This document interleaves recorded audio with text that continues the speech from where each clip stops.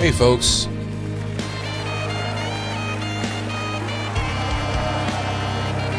I am very sorry about the delay in the video. I'm looking after a little sick studio audience member. Little sick baby. She's not feeling too great. I got to take her to the vet here in a little bit, but until then, I'm all yours. What's up, everybody? How you doing? How'd the affirmative research assignments go? I hope well. I'm looking at them, thinking about them. I think that everybody's doing a great job. Debate is hard. It's difficult. And on Discord, which is a great place to talk to me. Here's Discord right here. On Discord, we had a great chat in our channels, which you might not know our channels. Argumentation and debate. Down here, we've had some chat here with Vil. And Vil had lots of great questions that kind of inspired me to maybe make a video to kind of explain to you. Oh, that's very funny. Yikes. Vil had some great ideas, great questions, and it gave me some great ideas about a video I can make for you that might be a little bit longer than we're used to. We might not like long videos. I don't know what the optimal video time is. I've been thinking 15, 20 minutes is the optimal lecture time. But it could be, you start looking at YouTube and you see people are enjoying these 4-hour long videos. Have you seen that in the news? 4 hours. But what YouTube experts are telling us is that people will go to them, watch a little bit, come back, and just kind of hit it a few times as they go through the day and or the week and watch it. So I don't know if the length really matters that much as long as you get it across. This video will probably be, I want to say maybe an hour. I don't think it's going to be that long, but we'll see. You'll be able to see the time it takes when you're watching it. But what I want to do is talk to you about how policy debate works. And for some of you watching this video, you might have experience in policy debate, and this is going to seem like a very weird lecture to you. That's because in policy debate, competitive policy debate, or what I call intercollegiate tournament debate, there's this idea, and it's really an ideology, or really propaganda, that debate has improved over the years. It's gotten better. It's refined itself. The arguments have gotten better. This is not the case. The arguments have just changed in order to serve the needs of a tournament competition. In intercollegiate debate, the only thing you can really do is have a tournament. It has bleached out all alternatives, and there's really nothing else you can do. But the kind of debate that we're doing in here doesn't have to follow what the norms of intercollegiate debate are. In fact, we can do a number of different things that I think are going to be useful. But I think some of the things need to be cleared up about how policy debate works. I did a couple of videos about this before, but I think this one will be the most detailed because it's going to be a historical approach. So with that, we'll go to the whiteboard where I have already kind of sketched out some of the things here for you. Now, a debate, the basics of a debate in policy debate is that we have a resolution or a motion that calls for action. And this is normally the way American debate motions are phrased. Resolved that social media should be banned for teenagers and children. Now, this motion is one that has European elements to it. For example, it doesn't have the United States government as the actor. Almost every motion in American policy debate would have the United States government in some form, either states or the federal government or the entire United States government working as the agent of who should do it. This one doesn't have that. And you see that typically of European motions. I say European motions, but it would be the rest of the world, where we would just debate whether this was a good idea, and it wouldn't be necessary to know who is actually doing it. It calls for an action, and it has some words that are unclear. Now, in traditional debate, what used to happen is the affirmative would say this is a good idea because social media is dangerous. Social media is harmful. Social media causes suicidal ideation. Social media causes depression. And they would have all of that stuff as part of what they would say. So this would be the harms and the pretty much just the harms and the solvency. How would a ban fix this? And this would pretty much be the case. The negative would say, this is a bad idea. And what they would generally offer would be similar things.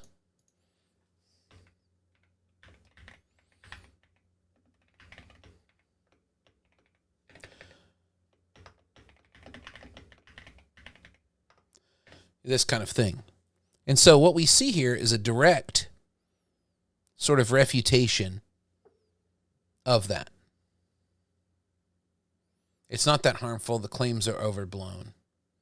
And a direct refutation of this. So even if the affirmative decided to get more creative, which they did historically after this, affirmatives started to get more creative and debate started to get more creative as it changed, just like anything that exists kind of like a sport or in a sportified way. It started to change. And affirmatives started to change what they did. Instead of just doing this, what they decided to do instead was to offer a specific plan.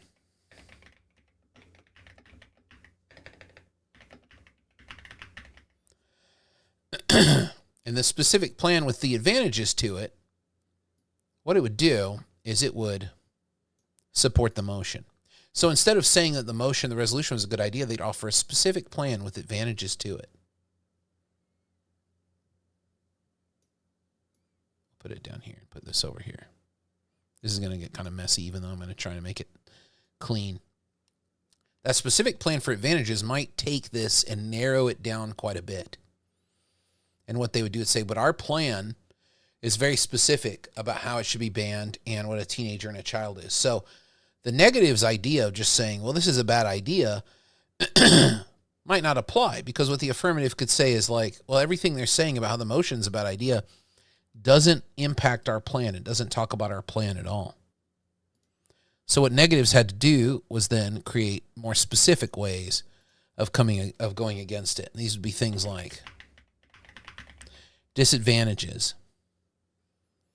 And disadvantages link specifically to a specific plan. And this becomes what they called, I'll write it here. Well, I'll just write it inside the shape here. This became known as parametrics. This is a fancy word to say, instead of just having to prove the motion is a generally good idea, like in traditional debate, good idea, bad idea, where we just debate about this. Should it be banned? Yes, no. Does it hurt kids? Yes, no. This is a very simplistic debate.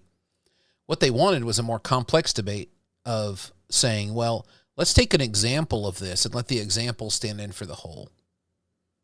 We'll make a specific plan and have advantages for it, and that will be the test of whether or not the motion's a good idea.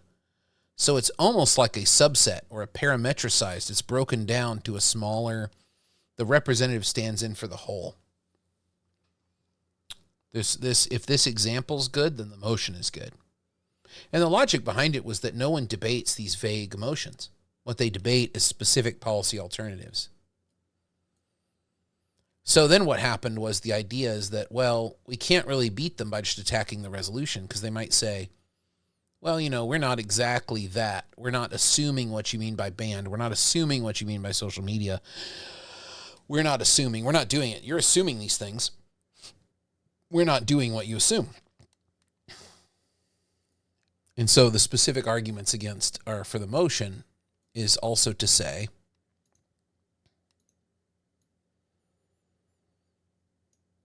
is also to bring up topicality. And topicality only becomes a viable argument if you have parametrics, because what parametrics could do is it could be too small of an example to really show that the resolution should be supported. If it's too small, if it's too tiny, the slang for this is squirrely. If it's too small and too tiny, then topicality comes calling, and topicality just says that you are offering a hasty generalization. Do you guys know the fallacy of the hasty generalization? That's pretty much what topicality is. Topicality says that if you were to vote for the affirmative and vote for the motion, their example, their specific plan with the advantages, their parametricized example, is too small to really prove that this is a good idea overall. And that's kind of how topicality was born, as a hasty generalization. Topicality can be called on any of these. Let's say that they say that they allow anybody over 16 to get social media. Okay, you might say, well, they're violating the term teenager, and that's a way to win.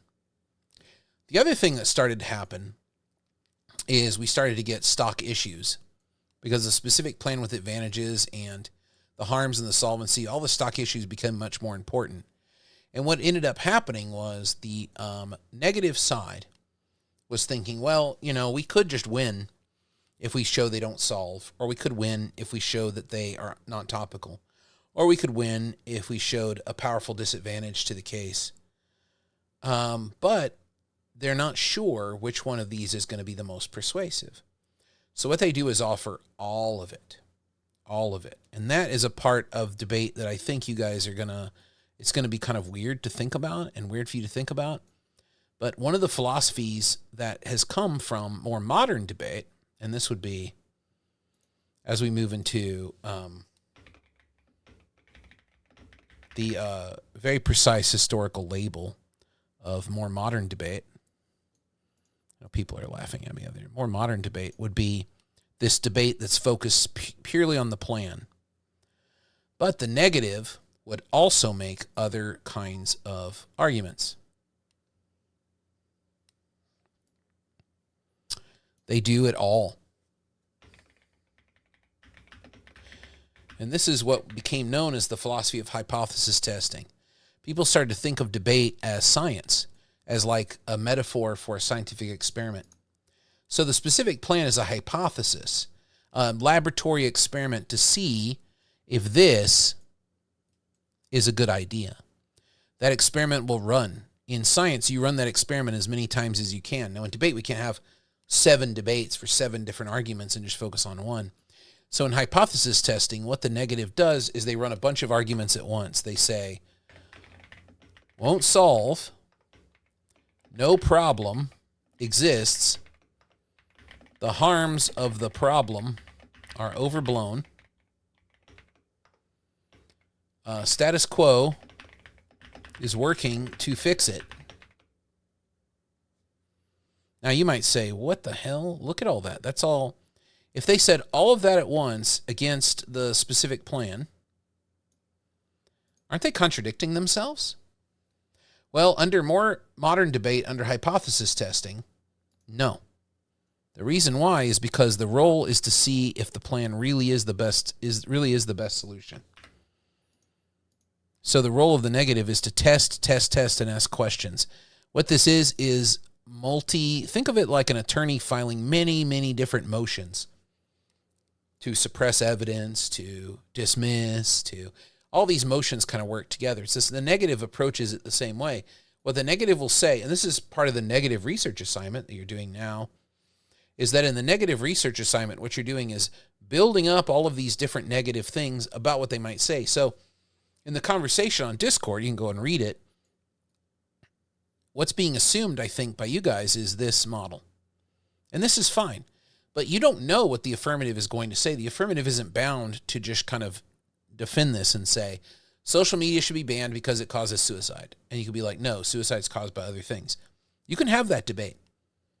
But it's not as robust as the more modern debate, which is we think social media causes suicidal ideation among teens and causes depression and causes mental illness. So we're going to ban it. Here's how we're going to ban it. Here's the advantage of banning it this way. Great. There are disadvantages to that. Economic. We lose technology. That's very important for education. Also, your definition of teenager is incorrect. You're non-topical. Also, you're not going to solve for suicide. Also, teens are not that suicidal. Also, they don't really commit suicide. This is like normal depression. It has nothing to do with social media. And status quo policies are reducing the amount of teen suicide and social media use. So it doesn't sound as contradictory as it looks. What you're doing is you're just listing every challenge you can, because the idea in parametric-oriented debate is that we're testing a hypothesis here. And so if we're testing it and making sure it's true, we have to run many, many, many different experiments on the same thing. This might be the same chemical. Let's call it the same chemical. We run the tons of experiments on the same chemical at the same time just to see what comes out. Does it survive each test with the chemical? So that might be a way to think about it.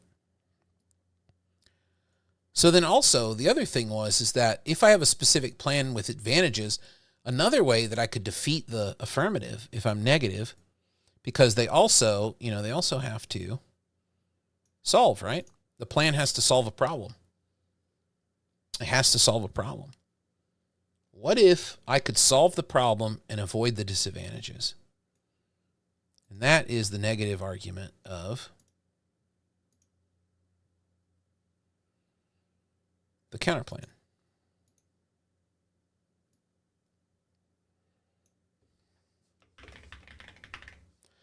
A counterplan will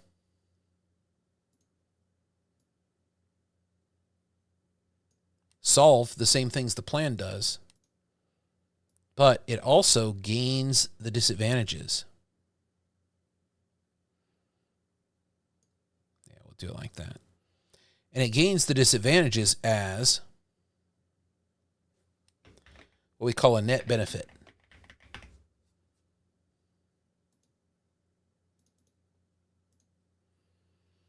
So you might be thinking,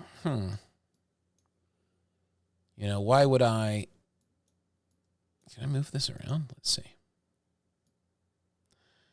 Yeah, so the disadvantages are a net benefit because if the affirmative plan causes these disadvantages, why don't I just make a counterplan that solves the problems they claim to solve? It solves the problems they claim to solve, but avoids the disadvantage. Then why wouldn't you vote for the negative? Because I'm solving the problem they bring up, but in a way that avoids the bad stuff that they didn't plan on happening. They didn't even know about it. They don't intend for these bad things to happen, but I'm arguing that these bad things are going to happen.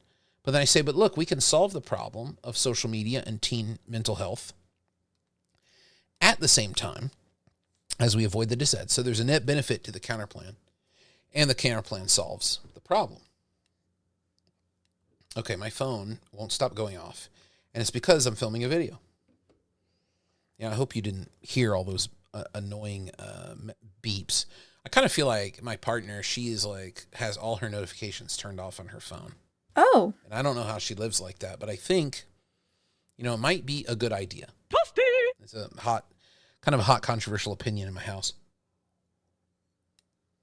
I feel like I miss a lot of things if I don't have my notifications on, but I don't know. That could be a policy debate. You should turn off your notifications. What do I solve? I'm not disturbed as much. I'm not interrupted when I'm working. Disadvantage, I miss important messages. So counterplan, specific notifications for specific apps. Solves the disruption, reduces the disruption, solves for that. But it might not solve as much as turning it off 100%. So you can have that debate. So counterplan is also an option. So when you're doing the negative research assignment, you can write all of these arguments. You can write topicality. You can write some disadvantages, but you can also write a counterplan. Now, let's get into what we would call contemporary debate and talk about some of the things that are happening among your peers at other schools where they're doing policy debate competitively and how these things might translate into our class. All these things are still happening up there, but there might be an argument the negative would want to make that they do not like the philosophy or the discourse of the affirmative plan. And they might say there's a disadvantage in debate itself to endorse people who speak that way. This doesn't have much to do with the motion, but let's say on our motion, let's go back up here. Social media should be banned for teenagers and children. What if the language of the affirmative plan of this is a good idea was very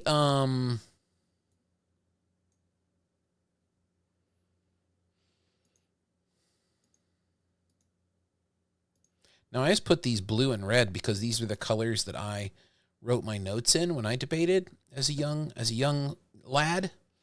Oh. I used a blue pen and a red pen and wrote the notes that way. That way I could tell the difference of the arguments. But as a debate instructor told me, you're kind of in bad shape as a debater if you can't tell the difference between an affirmative and negative argument. I feel like it was a critique aimed at me. But yeah, you are in big trouble if you can't tell the difference between an affirmative and negative argument. But let's say, for the sake of this, blue is affirmative, red is negative, just because I'm traditionally done that. So in contemporary debate, let's say for the social media, the affirmative is talking about teenagers.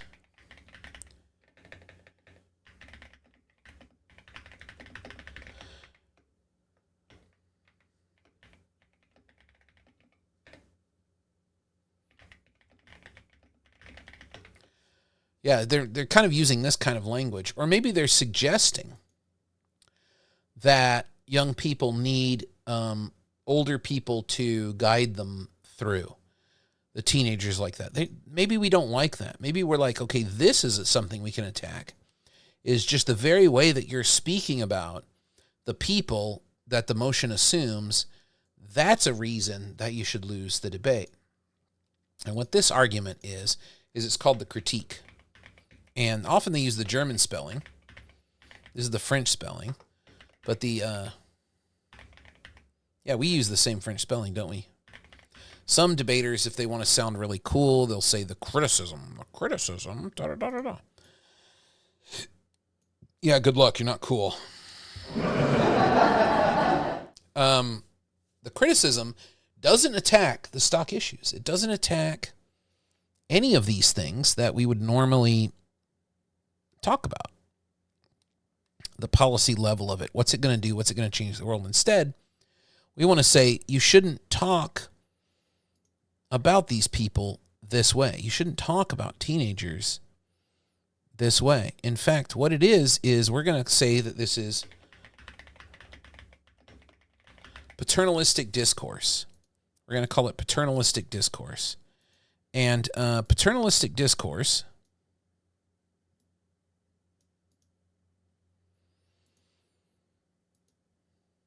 is a bad way of speaking because it disempowers and makes us perceive of people of a certain age as powerless and unable to think. So this kind of thing is like, you're probably already determined. You're like, wow, this kind of an argument is really kind of a, it's kind of like a racist saying someone's a racist, isn't it? Yeah. So this argument, this criticism argument would be, you're going to vote against them to teach them that they shouldn't talk about teenagers that way. They are being paternalistic and they are being ageist. They're talking about them in a essentialist, biased way, like racism, but based on age. They're ageist. There's also another kind of critique.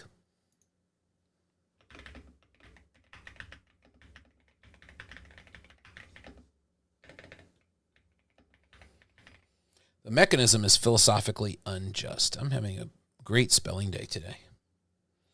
The mechanism is philosophically unjust. Okay, what do we mean by that? Let's say that the affirmative on our social media topic wants to use criminal law. They criminalize social media using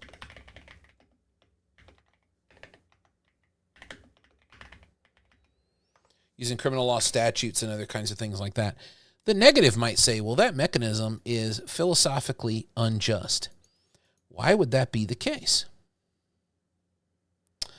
Well,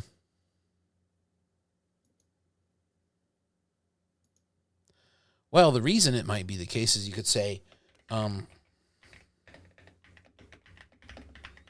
criminal law is racist historically.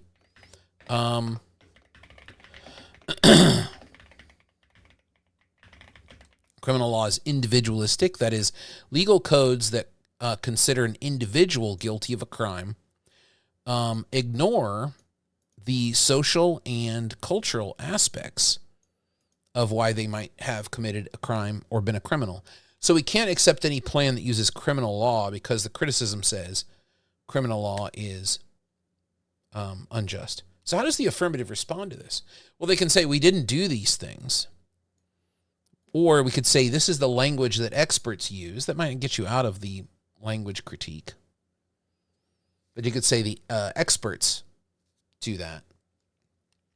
The other thing you can say is, well, there's really no alternative to using critical law or to be speaking about teenagers in this way. So this brings up a weird thing about debate, is that critiques must really have an alternative.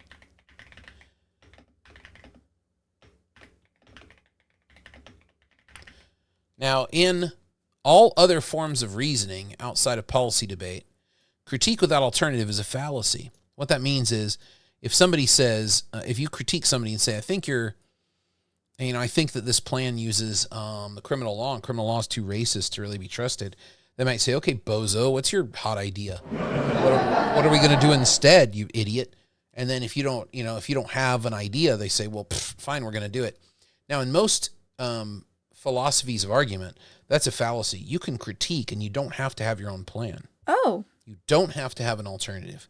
But in debate, they do it this way because what they want is clarity on the argument about why is this a bad way of testing the motion. Remember, we're still in, and I would say we're still in for many, many different reasons. We're still in the hypothesis testing philosophy of debate. That is, I think most people, even if they say there's something else, I kind of feel like we can't escape hypothesis testing as a mode of thinking about policy debate in the United States.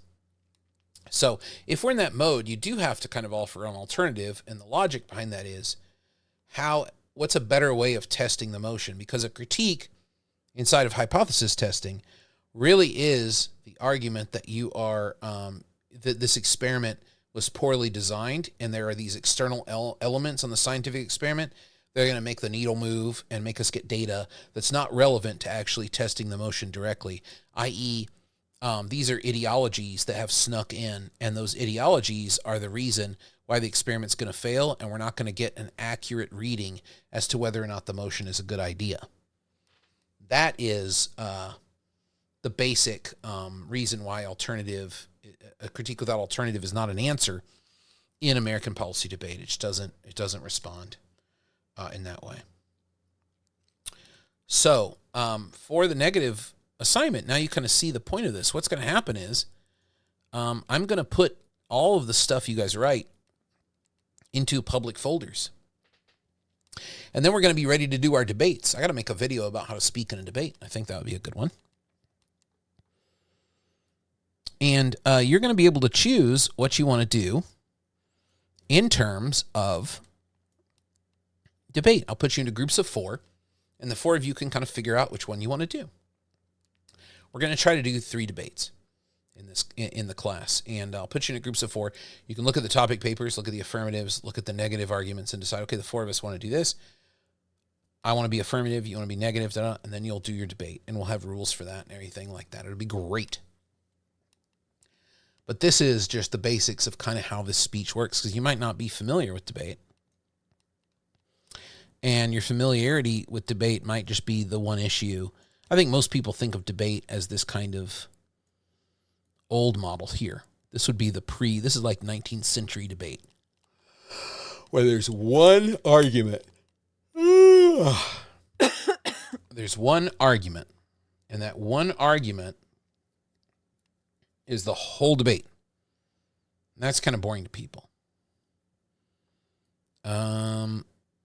Maybe you'd rather have a more modern debate, which is more of a policy-focused debate. What's the best way to do this? Which is what Parametrics really does kind of focus on. Parametrics really focuses on this idea of the focus, the plan, and the way we do it really should be the way we test it. Because if it can't be done without huge disadvantages, then that would be a reason to reject the motion. Even if the motion's a good idea, the plan to do it would be really bad. And you get into some weird policy debates like that. Like, well, because this would cause regional war, we probably should just let those people die of that disease, or we should probably allow starvation to continue, because the economic effects of addressing starvation would cause a war that would kill more people. So the criticism of policy debate, because you have debates like that, is very utilitarian, and very harsh, and very cynical and unsympathetic to human beings. The other side of that is that, well, this is the way policy discourse happens at the highest levels of government, or even at the lowest levels of government. This is the kind of decisions that have to be made in government to keep people safe and to keep things working. I don't know about that. That might be a little too cynical, but that's the defense of it. So you have the parametric focus, the plan focus debate. This early debate up here, this is what we call resolutionally focused debate. This more modern debate is what I'm calling it. This is what we call parametricized debate or plan-focused debate. Or some debate people in the world might say, I'm a policymaker, which means they prefer this kind of debate about whether or not the plan would work and what disadvantages would come from the plan. Contemporary debate is also, people might say they're a policymaker, but contemporary debate is a lot more about the speeches and the action going on in that debate and whether or not the language being used should be endorsed. It's almost a debate about the methods of the lab. So you can imagine if you're in a science lab and you're testing drugs to see their effectiveness on cancer, somebody who attends to the lab procedures, and they're like, well, that vent is dirty. Those gloves are not made from the right kind of those gloves are going to react with the chemicals you're using and create a third compound you're not accounting for in your results. Those reagents are dirty. You didn't source that biological material from a good vendor. These are the kind of things that we would call criticisms or critiques. Critiques are things that are generally aimed at the process of investigating the resolution. They can be policy. The mechanism could be bad. But the mechanism is something we just kind of unproblematically inherit. Ideologically, we just kind of think the law is a good way to do things. A critique could be the law is not a good way to do things. We should just do it ourselves outside the law. It could be like an anarchy criticism. Something like that. And that can be a fun debate to have. Now, the debate doesn't have very much to do directly with the question of social media and childhood mental illness. That's true. However, the debate would still teach us something very, very interesting about the nature of the law, using the resolution as a jumping off point. And that's where we are today, I would say, in contemporary policy debate, is the resolution is really just a springboard to do some crazy twisting, turning dive into a body of literature, a body of water, like Olympic diving, into a deep, deep, deep pool of ideas and literature and stuff like that. So that's pretty much it. It's only half an hour. This is great.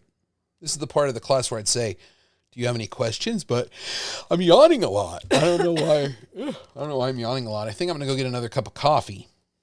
Please let me know your questions on this video. Please put them in Discord. I will answer them. And I will also make follow-up video if this doesn't make a lot of sense. I can also post this Miro board.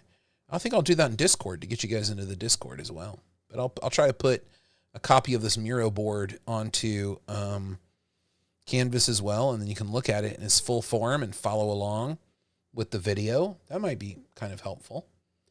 And then I got to take my little dog to the vet today. It's a very sad kind of day for me, but I think she's going to be okay. She's already acting. She's already feeling a little bit better, I feel like, than she was this morning. Anyway, folks, thank you so much for watching the video, and let me know if you have any questions about American policy debate and its historical trajectory, and I'll see you in the next video. Take care.